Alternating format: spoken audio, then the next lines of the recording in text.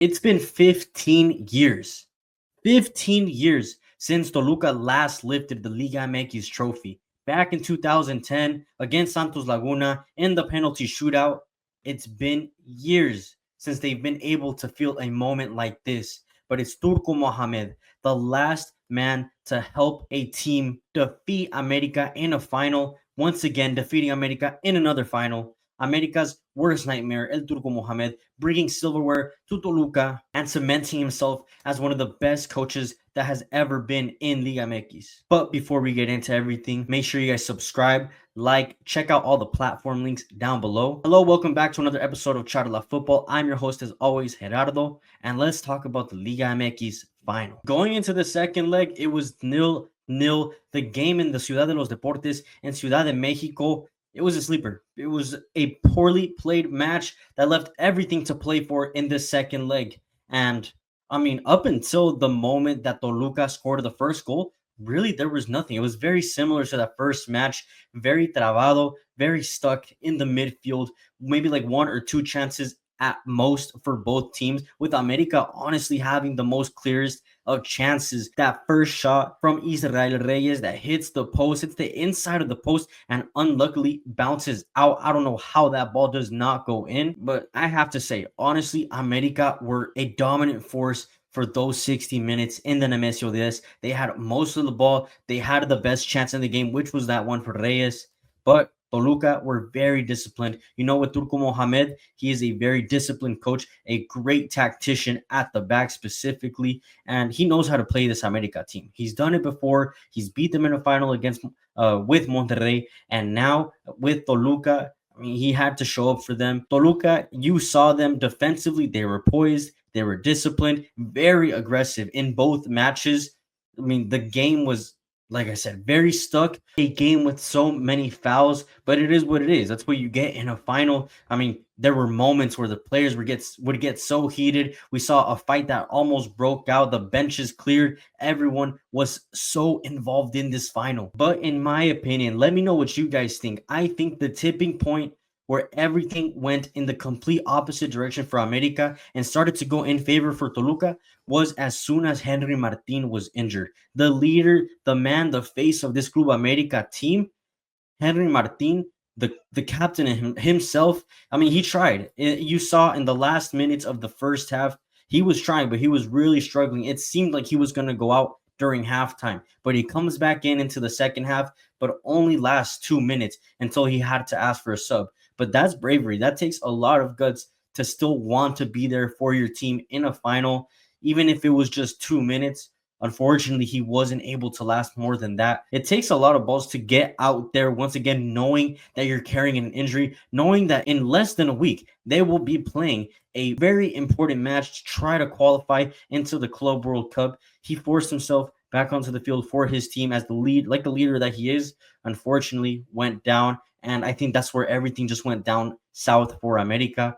And for Toluca, I think that's where they got a little bit of confidence, because Henry Martin is a very important piece for America's attack. The way he holds up the ball and brings in the wingers, the midfielders with his hold-up play, America did not have that as soon as he came out, because El Búfalo Aguirre, he is nothing near what Henry Martin is or what Henry Martin could do. But funny enough, it was a set piece that broke this mess, that broke Nemesio 10, that had the Toluca fans going crazy. It was a set piece, a corner kick on the right-hand side. Alexis Vega with a perfectly swung in ball into the top of the 6-yard box, exactly where the ball needs to be. And then Luan Garcia, the ex-Palmeiras center back, the Brazilian, 32 years old, scoring his third goal of the season, unmarked.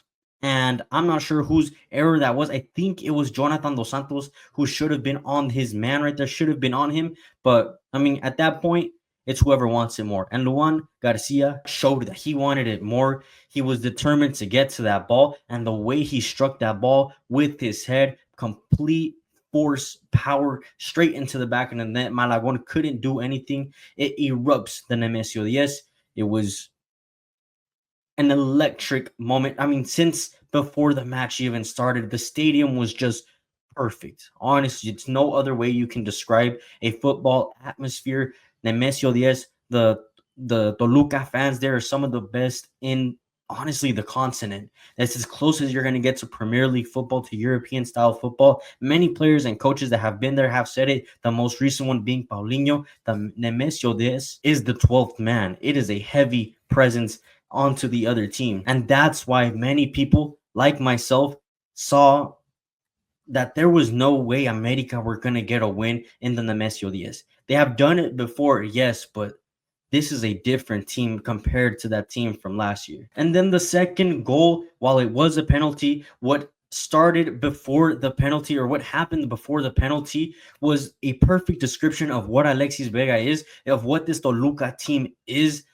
That there was the play, he was defending. First off, he was defending in his own like 10-15 yards close to his goalkeeper's box.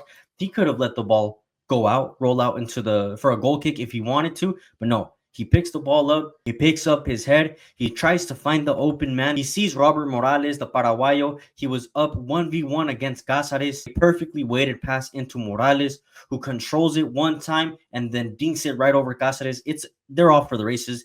They're 1v1, and Morales obviously a little faster, a little bit more fresh, because at that point Paulinho had come off with an injury as well, and we know he has been carrying an injury. That's why he didn't play the first leg, but he gave all he could in those 70 minutes. But Morales, man, his pace was just, I mean, he was clear past Sebastian Cáceres, who had been doing an impeccable job the whole game. But once he got into the penalty box, Morales just pokes it past Cáceres, who brings him down. It's a penalty, no discussion, no players even tried to fight it, because it was pretty obvious and clear. And of course, it's none other than Alexis Vega, the best player for Toluca this whole season, the captain. Of course, he's going to step up to convert the penalty past Malagon, and that's his fourth goal in this Liguilla, his seventh goal contribution in 6 Liguilla matches. Easily the best player in all of Liga MX, and I'm just happy that it's a Mexican player. At that point, the game was already sentenced. There was really nothing left for America to do. You can see on the faces of the players, the America fans, the few that were there in the Nemesio Diaz, they knew it was over. There was no way they were getting through that Toluca defense, because they were so solid the whole 180 minutes in both legs. Just there was no way to get through that team. But let's talk about America for a second. For America, this is no moment to put your head down.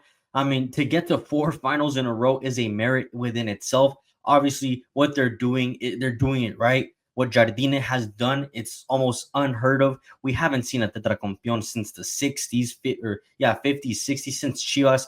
Probably won't ever happen, especially this was probably as close as we're going to see it ever. You have to give this America team their credit. You have to give Andre Jardine his credit. Easily also one of the best coaches that has been through Liga MX as well. Whether he stays with America for the next season or not, I don't know what's going to happen with him. He could go anywhere in the world if he wanted to. But for America, like I said, this is no moment to put your heads down. This is actually the moment you pick your head up and you keep going, because in 6 days, you're going to play one of the most important matches for most of these players' careers. To be able to play a Club World Cup with some of the world's elite players, coaches, clubs, I mean, to be specific, in a group against Chelsea, Flamengo, two extremely historic clubs in world football, I'm sure it would be an honor to be a part of that.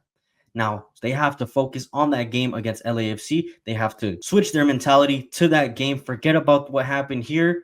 Now, this game against LAFC and LA is going to be a completely different match. And as for Toluca, this is the moment to celebrate.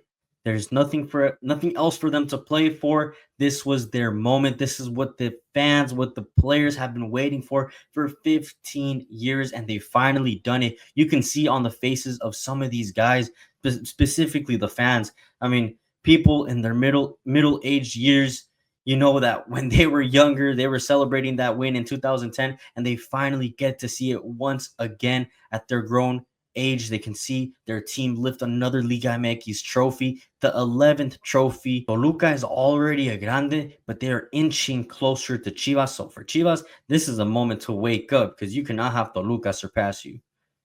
But Toluca, what they have been doing for the past few years have been impeccable. Last year, they were one of the best teams, or last season, they were one of the best teams in Liga MX, without a doubt, at least the way they attacked. But defensively, they were so poor. But what Turco has done completely changed the attack and the defense of the team, knowing when to switch players, when to change formations. And that is the brilliance of El Turco Mohamed, of this Toluca team, and a rightful winner of this Liga MX trophy. And one of the most important things I forgot to mention is that I'm so happy the officiating, the referees, they were not a protagonist in this match. I love that they actually let the plays go on. There were so many moments where there could have been more falls that would have been marked for either team, but they let the play go on. Even in that fight, I don't know if you guys saw, but the referee did not take out a single yellow card. There could have been yellow cards or even red cards at most, but nah, it's a final. This is how a final should be played, with intensity, with heart, with anger, with fuel,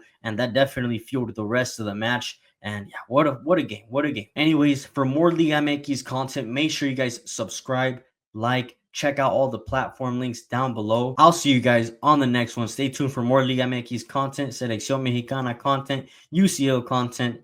Peace out.